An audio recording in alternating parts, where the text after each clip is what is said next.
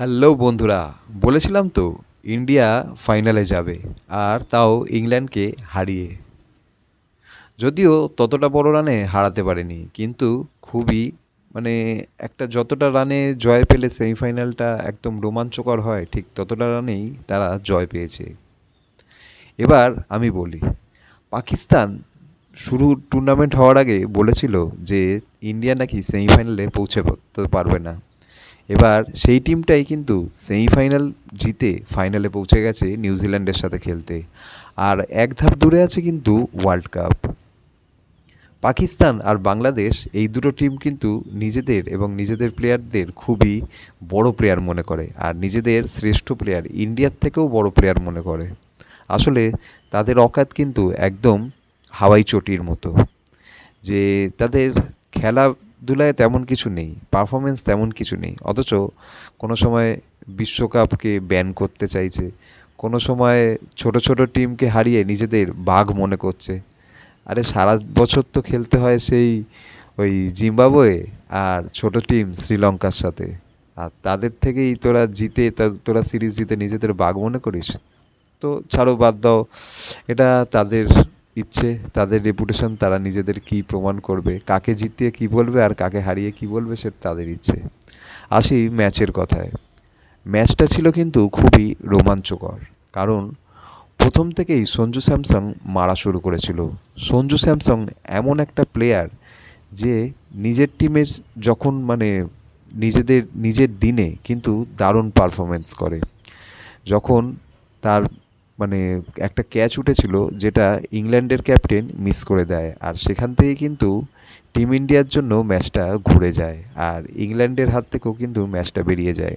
15 রানে catch miss, আর সেই প্লেয়ারটা করে 89 রান শেষ অবধি, তাও 17-18 ওভার অবধি সে টিকে খেলেছে। এরপর আসি টিম ইন্ডিয়ার বোলিংয়ের দিকে। বাকিরা কিন্তু ভালো ব্যাটিং করেছে, এবার বোলিংয়ের দিকে আমি এলাম কেন?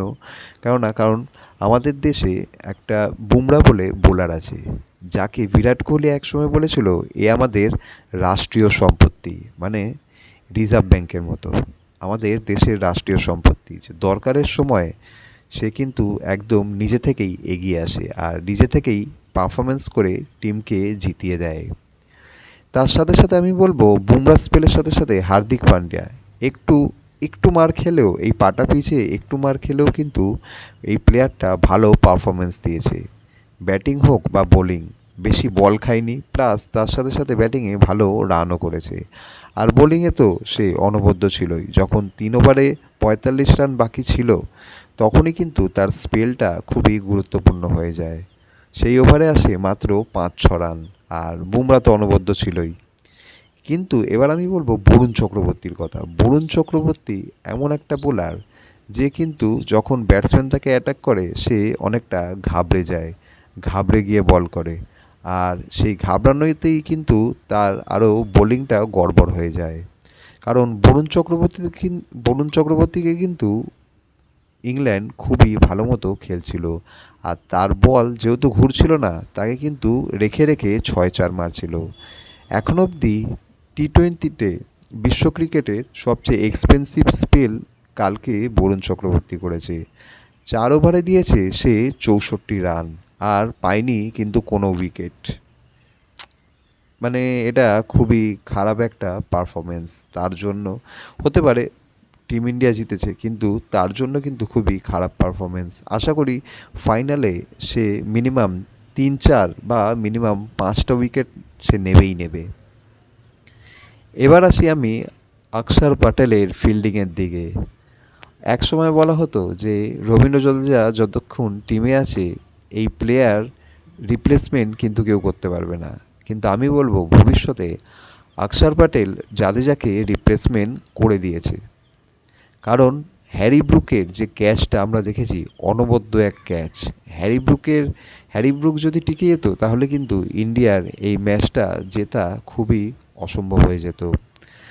এই ক্যাচটা যদি সে না ধরতে পারতো তাহলে কিন্তু হতে পারে মানুষ বলতো যে ওয়েল ট্রাই, হয়নি, চেষ্টা করেছে অনেকটা, 100-এ 200 পাবে এই চেষ্টার দিক দিয়ে, কিন্তু সে 100-এ 200 তার চাই না, সে 100-এ 90 পেয়েও ক্যাচটা খুবই সুন্দরভাবে ধরেছে। আর উইল জ্যাক্সের ক্যাচ তো বলার মতো নয়।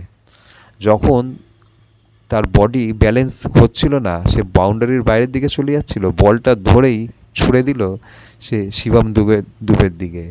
আর শিবম দুবে এই হাতের লাপ্পা ক্যাচ তো কোনো দিনই ছাড়বে না। তাই সব দিক দিয়ে কিন্তু এই জয়টা ছিল খুবই গুরুত্বপূর্ণ। লাস্ট ওভারে কিন্তু বাকি ছিল 30 রান, আর শিবম দুবে খেয়ে গেছে 22 রান। আমি বলবো শিবম দুবের কিন্তু আরেকটু নেটে বোলিং প্র্যাকটিস করা উচিত, আর গম্ভীরের কিন্তু তাকে বলা উচিত যে তার পেসটা আরেকটু বাড়ানোর জন্য, তার বলে আরেকটু ভেরিয়েশন রাখার জন্য। তো সব দিক দিয়ে এই সেমিফাইনালটা ছিল কিন্তু একদম রোমহর্ষকর। এরকম সেমিফাইনাল কিন্তু চট করে দেখা যায় না।